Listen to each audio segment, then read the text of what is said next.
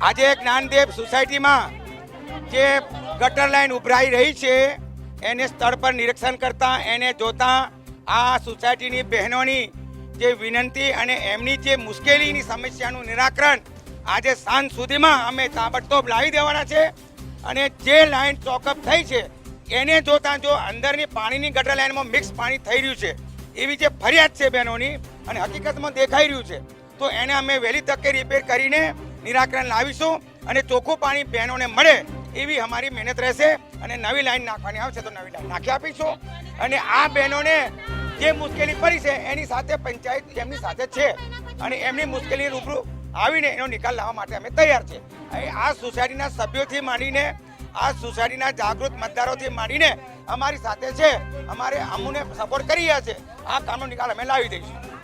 આ પાણીની લાઈન આની આ બાજુમાં છે અને ગટર લાઈનમાં ઉભરાય છે। છેલ્લા 10 દિવસથી ફરિયાદ આવી છે, 3 વખત સાફ સફાઈ કરવામાં આવી છે પણ એનો નિકાલ સમસ્યાનો થયો નથી। એટલે આજે આ જે જગ્યાએ ખુલ્લું ઢાંકણું છે એની જગ્યાએ બંધ ઢાંકણું બેસાડી અને આખી લાઈનનું પાણી આગળથી શરૂ થઈ જાય એવું આજે કરવામાં આવશે। કોઈ પણ સંજોગોમાં થઈ જશે।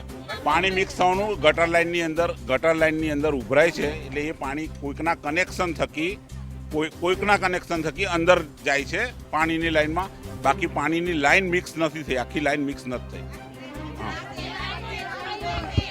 એક મહિનાથી અમારે પાણી ઉભરાય છે, અમારે આ સમસ્યા છે, બહુ જ ગંદાતું પાણી આવે છે।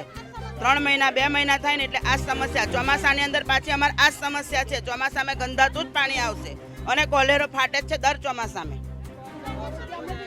સરપંચ સભ્ય બધા જ આવ્યા છે, હવે અમારું એનું નિરાકરણ લાવો।